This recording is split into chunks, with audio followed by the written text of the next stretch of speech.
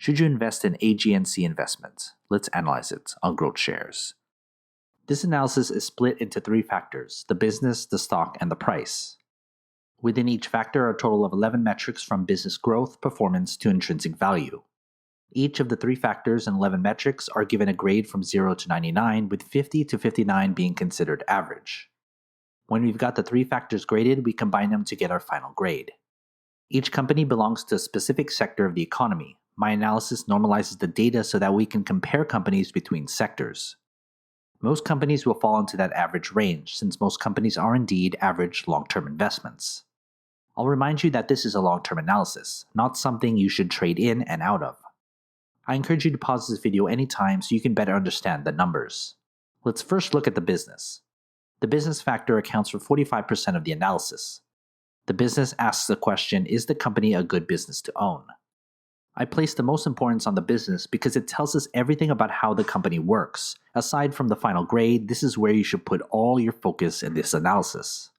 There are 6 metrics that make up the business factor, from growth and efficiency to market dominance. Each are weighted based on importance to the business. First, growth, which accounts for 30% of the business factor. Growth looks at all the company's growth data and optimizes it into a single percentage, giving us the long-term growth rate of the company. The models tell us that a growth rate of 15% is considered average. Here's our long-term growth rate and growth grade. Next, margins, which accounts for 15%.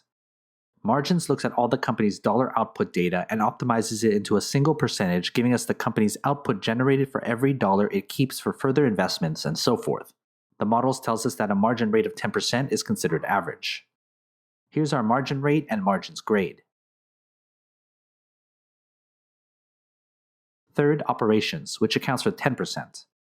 Operations looks at all the company's ratio data against its market price and optimizes it into a single ratio, telling us how effectively the company is running its business. Simply, is the company wasting money as it conducts business? The models tell us that an operations ratio of 12.5 is considered average. Here's our operations ratio and operations grade. Fourth, debt utilization, which accounts for 10%. Debt utilization looks at all the debt that a company has on its books and determines whether enough money is coming in to repay those liabilities. How much debt is being used to fuel the company's growth? It's optimized into a single ratio. The models tell us that a debt ratio of 0.75 is considered average. Here's our debt ratio and debt utilization grade. Fifth, efficiency, which accounts for 10%. Efficiency looks at all the money generated from the company to see if it's using that money to grow, expand, and innovate further. It's optimized into a percentage. The models tells us that an efficiency rate of 10% is considered average. Here's our efficiency rate and efficiency grade. Lastly, in the business factor is market dominance, which accounts for 25%. Market dominance looks at various competitive data points such as market share or primary product or services, market cap, strength or competitors, and size of customer base. It's optimized into a tier ranking. The models tells us that a market dominance tier 5 is considered average. Here's our tier number and market dominance grade. To recap, here's the 6 metric grades. And when we put them together, we get our business grade. Let's then look at the stock. The stock factor accounts for 35% of the analysis. The stock asks the question, will the company's stock perform well enough in the future to justify an investment? I place this much importance on the stock because we still want to hold an asset that grows over the long run, and a good history of stock growth and a good entry is key to long-term success. There are 4 metrics that make up the stock factor, from performance to Wall Street. Each are weighted based on importance to the price. First, stock performance, which accounts for 30% of the stock factor. Performance looks at how well the company's stock has done over a 1, 3, 5, and 10-year period, if applicable, and then compares it with the same timeframes as its sectors and that of the S&P 500. It's optimized into a percentage to see how well the company's stock has grown. The models tell us that a performance rate of 0% is considered average. Here's our performance rate and performance grade. Next are dividends, which accounts for 30%. Dividends looks at how much the company is paying out to shareholders as a percentage yield. signifying a considerate and consistent income source for long-term investors. The models tells us that a dividend yield of 1.75% is considered average. Here's our dividend yield and dividends grade. Third, technicals, which accounts for 20%.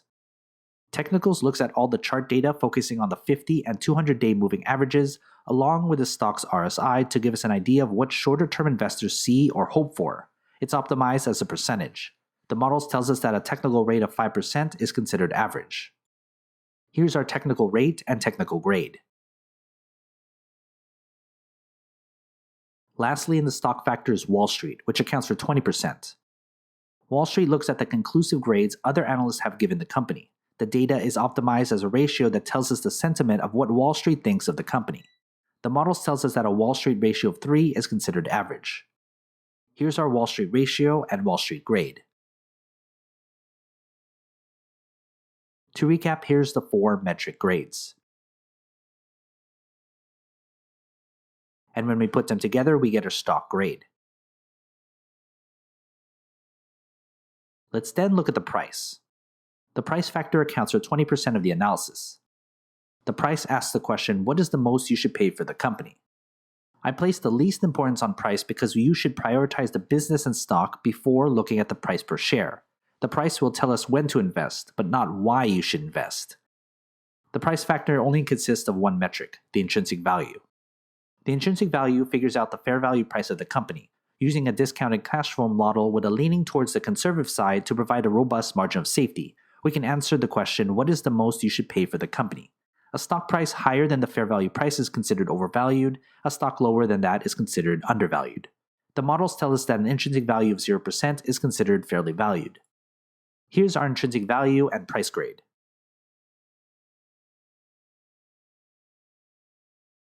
Before we calculate our final grade, consider becoming a GrowthShares Patreon member and get access to my spreadsheet with every grade from every company I've analyzed. It's updated all the time.